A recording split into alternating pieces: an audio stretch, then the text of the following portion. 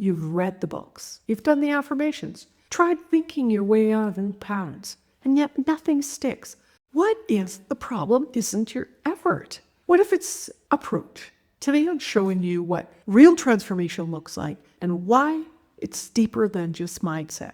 I'm Dr. Amirah Hall. I've spent over 2 decades helping thousands of professionals rewire the invisible patterns blocking their success. Not just in their thinking, in their bodies, in their beliefs, in their entire nervous system. And today I'm giving you 3 strategies that create real transformation. Let me show you what this looks like in real life. Monica came to me after 15 years in corporate finance. Executive title, corner office. Everyone thought she had it all figured out. But here's what she told me in our very first session. Amirah, I keep achieving, but nothing changes inside. I still feel like I'm one mistake away from everyone finding out that I don't belong here. Monica's problem wasn't just a thinking problem. Her body held the tension. Her nervous system stayed on high alert. Her identity was built around not being enough. The brain was just the filter. Transformation isn't about trying harder. It's about rewiring smarter at every level. Here's what most people don't realize. Your brain isn't fixed. It was never fixed. They were wrong, dead wrong. Neuroplasticity is your brain's ability to form new connections throughout your entire life. Think of it like a forest path. Your thoughts work the same way. Repeat a belief long enough and your brain follows it without hesitation or question.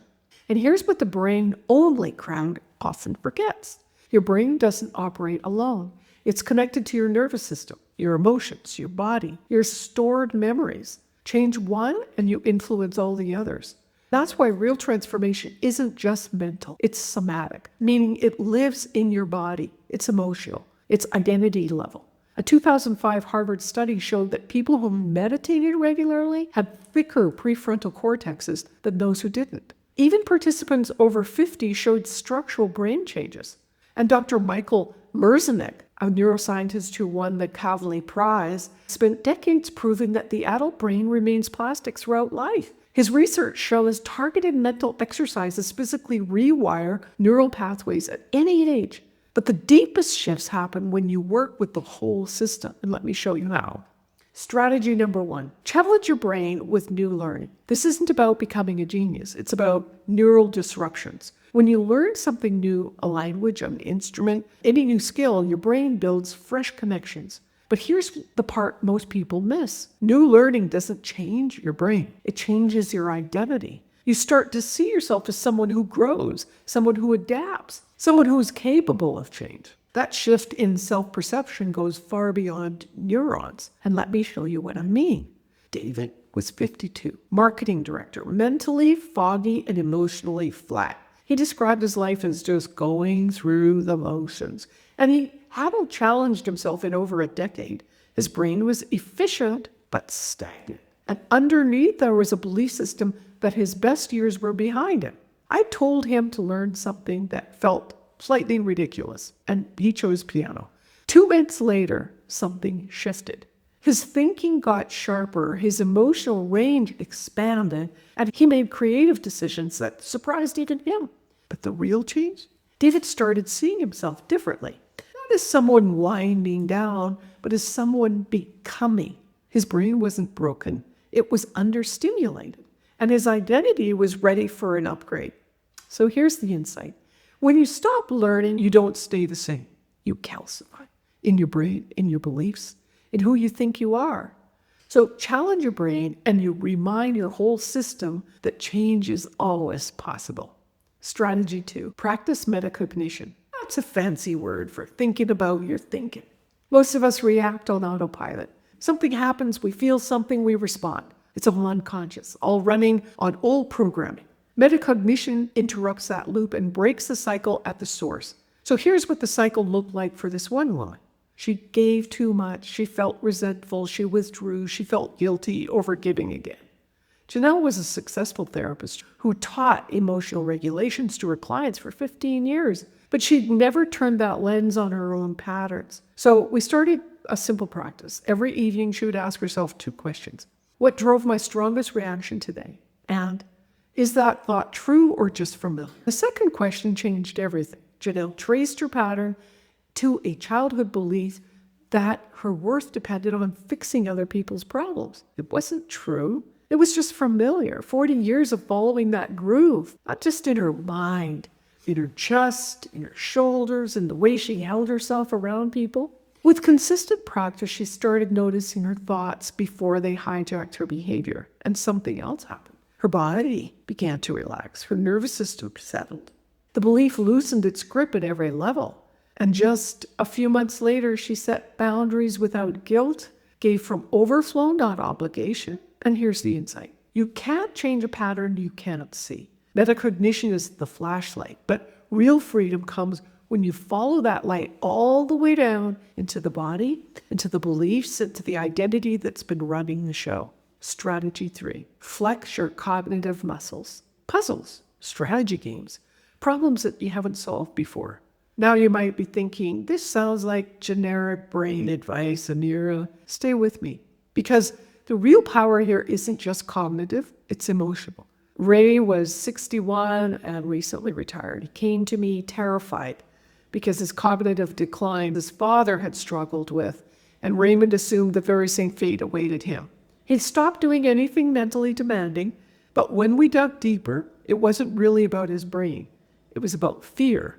Inherited fear, a belief passed down that aging means losing yourself. And that belief lived in his body as tension, avoidance, and withdrawal. And I asked him one question. When did you last make your brain work hard?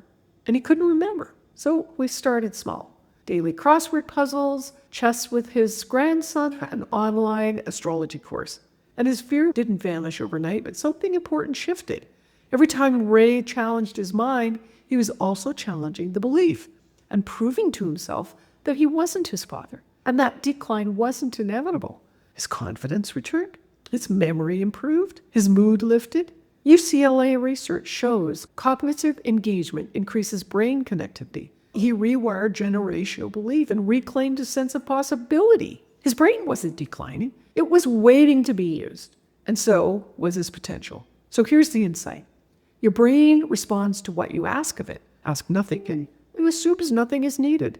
Ask more of it, and it rises to meet you. But remember, your brain is a filter, not the whole story. And when you engage your mind, you're also signaling to your body, your emotions, your identity, that you're ready for more.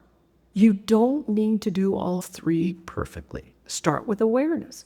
And this week, notice one repeating thought. Don't judge it. Don't fix it. Just notice. Then ask yourself, is this thought true or just familiar? They're not the same thing. Where do you feel that thought in your body? What does it make you believe about who you are? And that's where the real pattern lives.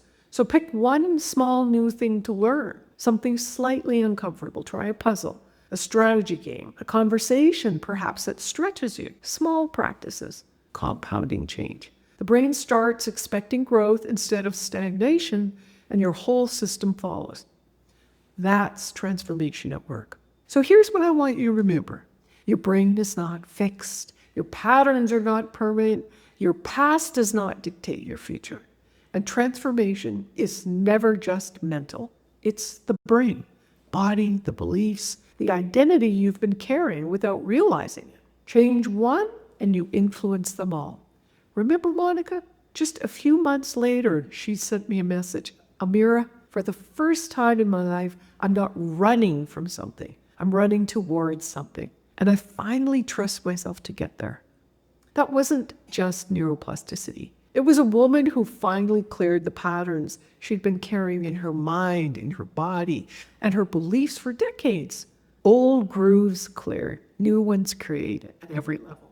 Your potential isn't blocked by your circumstances. It's blocked by your thoughts you've mistaken for facts and beliefs your body still holds true. Want help with applying this to your specific situation? Go ahead and book a free clarity call with me. It's a real conversation about what's blocking you and what's possible on the other side. We'll look at all of it. Mind, body, belief. There's a link in the description. But if this resonates with you, subscribe and hit the bell. Which strategy are you trying first? Drop it in the comments. I read every single one. And I'll look forward to seeing you next week in the next video.